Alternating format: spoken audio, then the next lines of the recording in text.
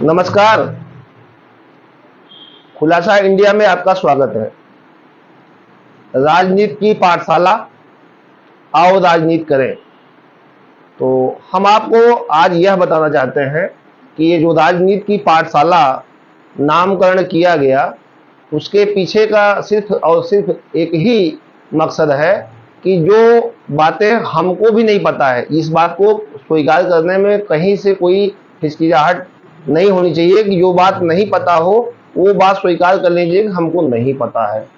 तो जो बातें हम आपको बताते हैं वो हमको ऐसा नहीं है कि सब पता रहता है, हमको भी खोजना पड़ता है, निकालना पड़ता है, पढ़ना पड़ता है, तब जाके हम जान पाते हैं और आपको वो बात बता पाते हैं। इसलिए राजनीति की पाठशाला नाम रखा गया। बहुत सी चीज़ें आपको नहीं पता है, हमें भी नहीं पता रहती है, तो उसको अध्ययन किया जाता है। अध्ययन करने के बाद आपको बताया जाता है, तो इस उम्मीद के साथ बताया जाता है कि आप भी उसको देखेंगे, समझेंगे, सुनेंगे और जानेंगे, तो आपका ज्ञान वर्धन आपका भी होगा और जो हम आपके लिए कर रहे हैं हमारा तो हो ही रहा है।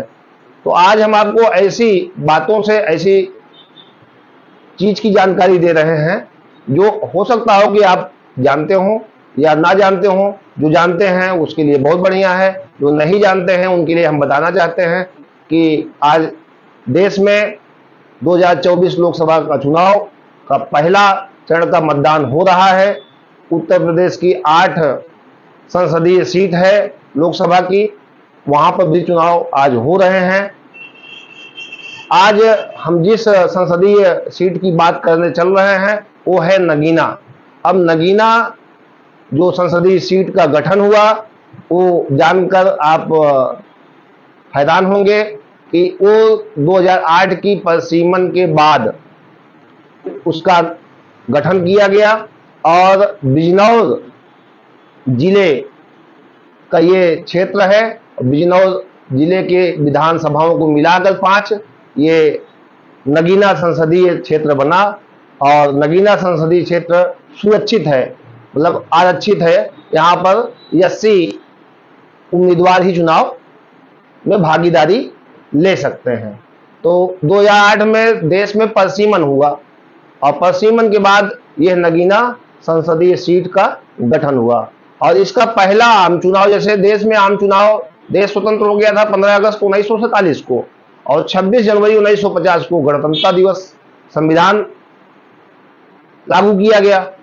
पर देश में जो आम चुनाव हुए वो 1952 में हुए। तो उसी तरीके से गठन 2008 में हुआ नगीना सुरक्षित संसदीय सीट का और चुनाव, क्योंकि आम चुनाव 2009 में हुआ तो आम चुनाव 2009 में नगीना का भी हुआ। अब नगीना जो है बिजनौर जिले के क्षेत्र में आती है संसदीय सीट, तो आज वहां पे मतदान हो रहा है। हम आपको बताते हैं कि वहां पे अभी तक कुल 3 बार लोकसभा का चुनाव हो चुका। 9 में हुआ, 2014 में हुआ, 2019 में हुआ, चौथी बार वहां पे चुनाव 2024 का आज हो रहा है। और मजेदार बात यह है कि यहाँ पर जो चुनाव हुए तीनों बार में वहां की जनता ने अलग अलग पार्टियों के उम्मीदवारों को निर्वाचित किया। यानी एक बार सपा को किया, फिर भाजपा को किया, फिर बसपा को किया। तो 9 की बात करें तो 2009 में वहां पे समाजवादी पार्टी चुनाव जीतती है। 2014 में देश में मोदी लहर रहती है, मोदी की सुनामी में भारतीय जनता पार्टी चुनाव जीतती है और 2019 में वहां से सपा और बसपा का गठबंधन रहता है, तो वहां पे बसपा का उम्मीदवार चुनाव जीतता है। अब हम आपको बताना चाहेंगे कि नगीना संसदीय क्षेत्र में कुल 5 जो विधानसभाएं हैं वो कौन कौन सी हैं और वहां पे जो चुनाव हुआ और जो मतदाता हैं उनके बारे में बताना चाहेंगे कि यहाँ पे 3 बार जो है जो चुनाव हुआ वो जो उम्मीदवार रहे और उम्मीदवार में कौन चुनाव जीता और कौन चुनाव हारा, वहां की क्या स्थिति रही। तो 2009 की बात करें और 2014 की और 2019 की। तो सबसे पहले हम आपको बताना चाहेंगे 2019 में कि 2019 की स्थिति क्या रहती है। यहाँ पे 2019 का जो गठबंधन था वो अखिलेश यादव और मायावती के बीच हुआ था, यानी सपा और बसपा के। तो उम्मीदवार संयुक्त था और उस संयुक्त उम्मीदवार में बसपा के खाते में सीट गई और इस सीट से जो है बसपा ने अपना उम्मीदवार गिरीश चंद्र जाटव को उतारा था, जिन्हें 5,68,378 वोट मिले थे। और बीजेपी के यशवंत सिंह जो 2014 में चुनाव जीते थे मोदी लहर में, उन्हें 4,01,546 वोट मिले थे और 1,66,832 वोटों के बड़े अंतर से वो चुनाव हारे थे। यहां तीसरे स्थान पर कांग्रेस के ओम मोती देवी थी, जिनके खाते में केवल 20,046 वोट ही आए थे। अब हम 2014 पर आते हैं कि 2014 में नगीना सुरक्षित सीट पर क्या स्थिति रही। 2014 की बात करें तो 2014 में यशवंत सिंह को भाजपा ने अपना उम्मीदवार बनाया। उन्होंने सपा के यशवीर सिंह को 92,390 वोटों से हराया था। यशवंत सिंह को कुल 3,67,825 मत मिले थे, जबकि सपा के यशवीर धोबी को 2,75,435 वोट मिले थे। वहीं तीसरे नंबर पर रहे बीएसपी उम्मीदवार गिरीश चंद्र जाटव को 2,45,685 वोट मिले थे। तो ये 2004 की स्थिति रही। अब हम आपको 2009 की स्थिति बताते हैं कि 2009 में नगीना संसदीय क्षेत्र की क्या स्थिति रही, एक नजर उस पर भी डाल लेते हैं। तो 2009 में नगीना सुरक्षित सीट पर ये पहले चुनाव में, ये चुनाव नगीना संसदीय क्षेत्र का पहला चुनाव था। समाजवादी पार्टी से यशवीर सिंह धोबी ने चुनाव जीत दर्ज की थी। यशवीर ने बीएसपी के आरके सिंह रामकिशन सिंह को हराया था। यशवीर को 2,34,815 वोट मिले थे, जबकि बीएसपी के आरके सिंह को 1,75,127 वोट ही मिले थे। वहीं तीसरे नंबर पर आरएलडी के मुंशी रामपाल थे। मुंशी रामपाल को 1,63,062 वोट मिले थे। तो ये आपको 2019, 2014 और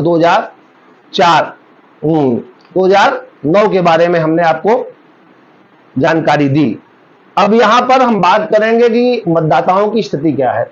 यहां पे 50% मुस्लिम मतदाता हैं और 25% एससी वोटर हैं।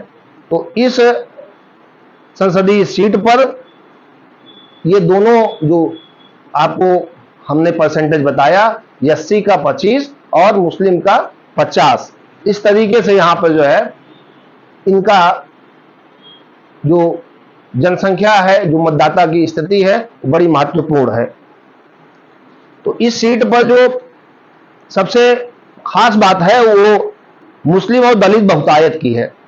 ये सीट बिजनौर जिलों में आती है। साल 2022 में जो यहाँ विधानसभा चुनाव हुए थे, 3 सीटों पे नजीराबाद और नगीना सुरक्षित और नूरपुर से समाजवादी पार्टी ने विधानसभा के चुनाव में जीत दर्ज की थी।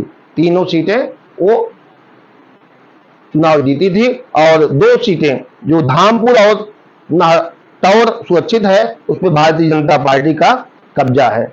दोनों ही सीट पर मामूली मतों से भारतीय जनता पार्टी को उम्मीदवार चुनाव जीते थे, मगर जाट, ठाकुर और ओबीसी बिरादरी के मतदाता भी यहां जीत हार में अपनी महती भूमिका निभाते हैं।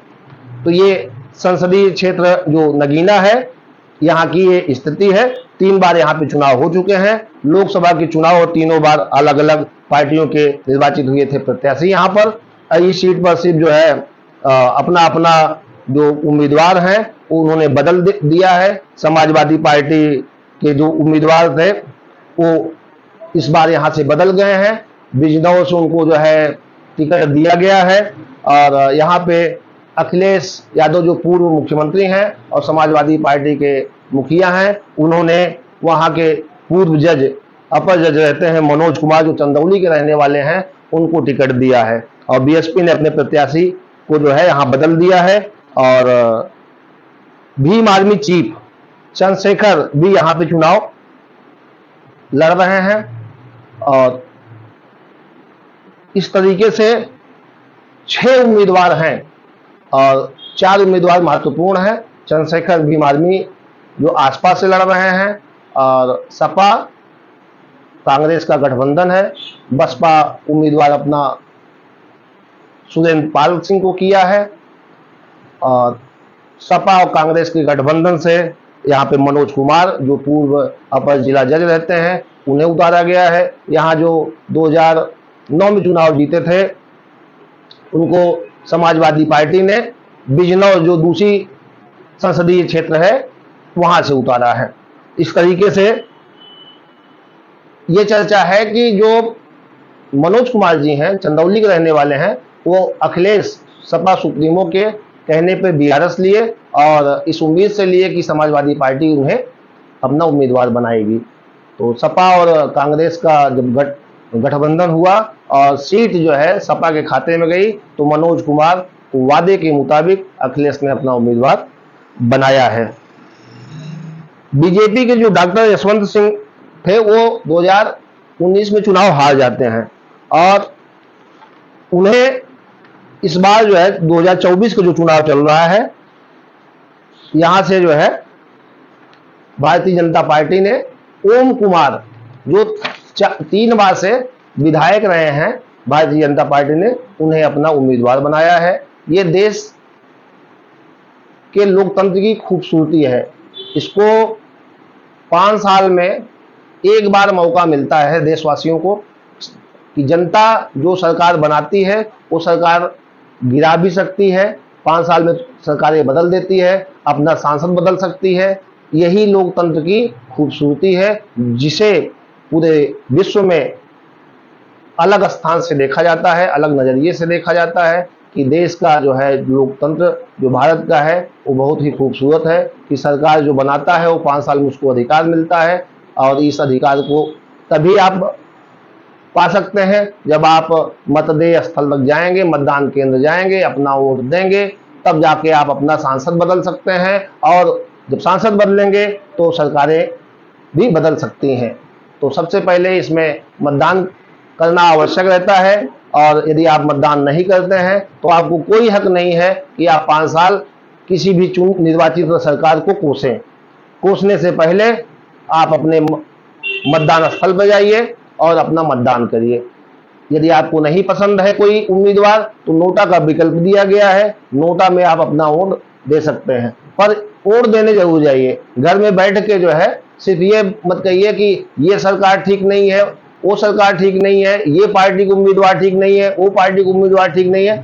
मताधिकार आपको मिला है, आपको मौलिक अधिकार है, आपका जो है देश के संविधान ने दिया है, किसी के गिफ्ट की देने की बात नहीं है कि कोई आपको गिफ्ट दिया है, आपका ये मौलिक अधिकार है। इसलिए इसको आप अपना मौलिक अधिकार मान के अपने मतों का प्रयोग करिए और लोकतंत्र के इस महापर्व पर अपने को भागीदार बनाइए। धन्यवाद।